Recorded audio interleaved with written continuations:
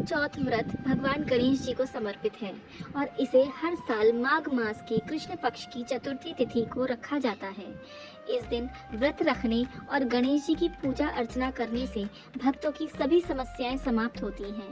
व्रत के दौरान रात को चंद्रमा को अर्घ देकर व्रत खोला जाता है। सकट चौथ की व्रत कथा। पुराने समय की बात है।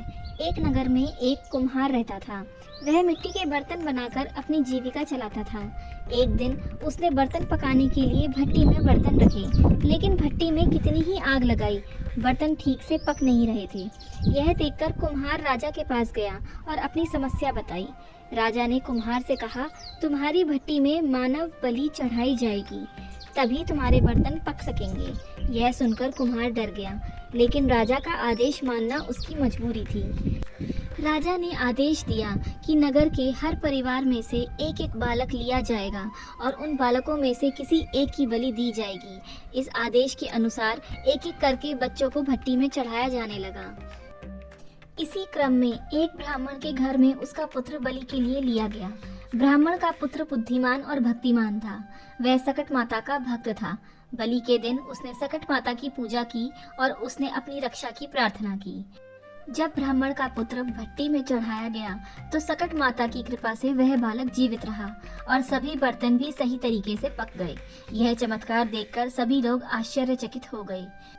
उस दिन से सकट चौथ का व्रत रखने और सकट माता की कथा सुनने की परंपरा शुरू हुई। कहते हैं कि इस दिन व्रत करने से सभी दुख और समस्याएं दूर हो जाती हैं और सुख समृद्धि आ जाती है। जिस तरह सकट माता ने ब्राह्मण के लड़के की रक्षा की, उसी प्रकार इस कथा को सुनने वाले, पढ़ने वाले और बोलने वाले सबकी संतानों को भगवान रक्षा करें और उनको लंबी आयु और तंदुरुस्त बनाए रखें। जय सकट मैया की। इस व्रत को करने के कुछ नियम हैं।